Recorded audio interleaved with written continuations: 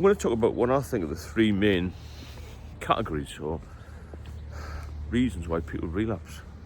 Very broad subject really, but the first one I think is we think differently to others, you know.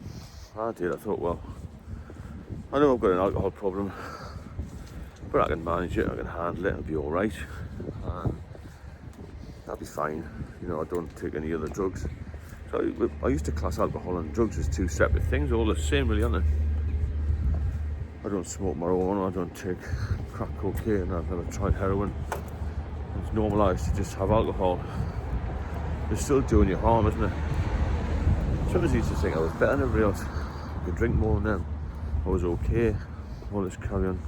It's mind altering, isn't it? You know, it's not just a case of sort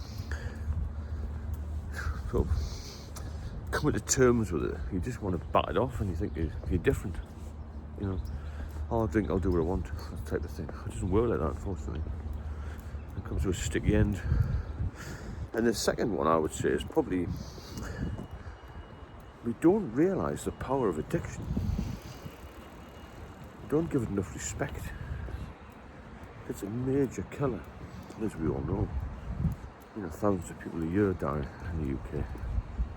3.5 million worldwide die. And I think that's a low estimate. I think there are other things linked to alcohol which aren't actually recorded as alcohol-related deaths. It doesn't just affect the liver, it affects the pancreas, it affects the blood pressure. Lots of cancers are linked to it. And the more research is done, the more things you find are linked to alcohol use. A lot of accidents as well, you know. And a lot of suicides, which are actually on the increase in the UK. Unfortunately, just heard about a friend of mine I work with in the Met who killed himself. I've got no idea about his drinking, but just male suicides in general affects your mind, alcohol. You need to give it respect. It will come back and bite you. It's just a disease that it is. And the more you relapse, the worse it gets. And once it gets a hold of you, gets a grip of it, gets a grip of you, then you're pretty much knackered really. You've got to really fight to get back. So we need to respect it. And we need to realise that it is an addiction, it's a serious addiction.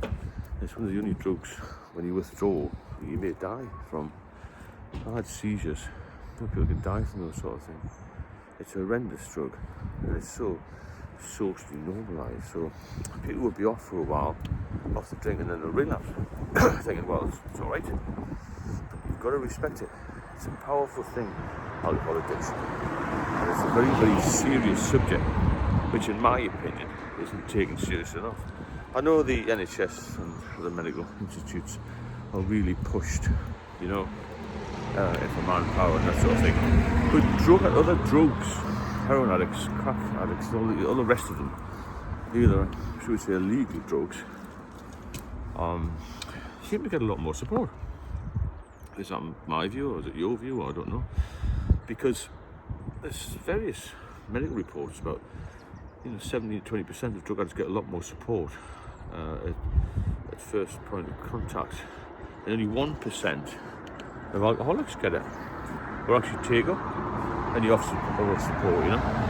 And it's just a stigma, isn't it, to be an alcoholic. I did a video earlier, you know, if you give up smoking, you give up fast food, you get yourself fit, everyone thinks it's great. If you give up alcohol, and people question you, you know, why have you got to give it? You're going to become a bore, you're not going to be able to socialise, you'll be do this, you'll be able to do that. And it's just one of those things that people have to realise is a serious addiction. It's a serious illness. At least now it's been categorised as an illness, which is good. The power of addiction, we must respect that. I was speaking to a surgeon once in the Freeman Hospital, which is one of the 7 liver transplant hospitals in the country, and he said, I mentioned to him, I said, do many people drink after they've been discharged from hospital with serious complications? He said people often relapse and die quite soon after a transplant, because even though they've been through all the trauma of a transplant, they still think they can drink normally, and that's a horrendous thing. The third main issue, which is again a broad area, is you get down to a state of health, and mental health particularly, where you're pretty much at rock bottom and you think there's no hope for yourself. you're physically weak, you're mentally shot, you start to feel sorry for yourself, you may start to blame other people, and you often get to the point where, well, I do, and other people I've spoken to have said, they just want to give up, and they can't be bothered anymore with life, because it drains all your energy, it sucks your energy, you lose your will to live really in the end, and all your ambition's gone. It takes you all day to get out of bed sometimes. You've got no motivation, energy's low, you're not eating properly, you're looking terrible, feeling terrible, and sinking into depression, all sorts of dark thoughts, relationships crumble. Mine suffered from my parents and my daughter.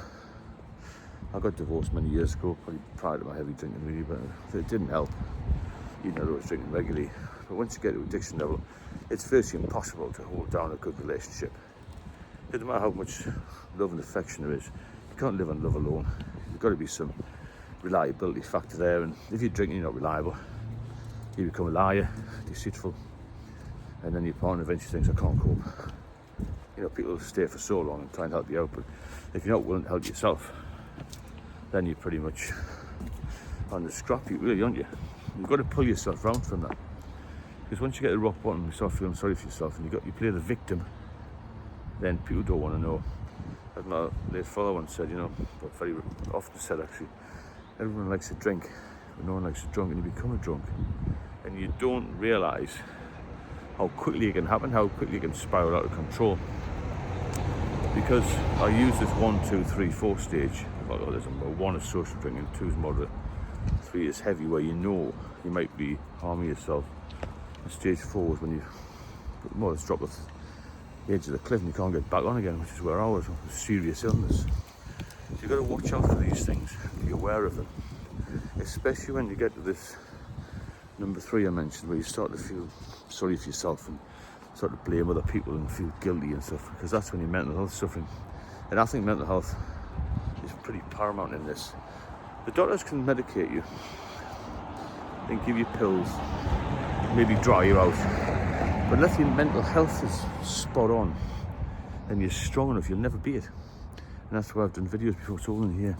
Now I offer a mentoring service as well, I've had a lot of success with that, because I tell people how it is, and I think, well, I'm an alcoholic. I know how these people feel. I know how you feel. I know how you feel watching this. You can think, it's easy for him to say because he's sober now. But believe you me, if I can do it, you can do it. I'll help you do it. It's not easy. Nothing in life's easy. To be successful at anything is not easy. It takes willpower, it takes guts, it takes determination. You've got to be brave. But let me know if you want any help with this, because I'll do it with you. And I'm here for you. I've got 11,000 subscribers now. Well, we have, as a community we have. And we're all helping each other, I try to do it alone. It's very difficult. So we're all here to help each other. Get in touch if you benefit from the videos, and subscribe. Keep watching and sharing. And I'll put a few links in the description to an ebook and mentoring and this sort of thing. If you want me to cover any subjects particularly, anything that's relevant to this, then drop me a line. I'll speak to you soon. Have a great day. And one good thing about a day is the sun's out.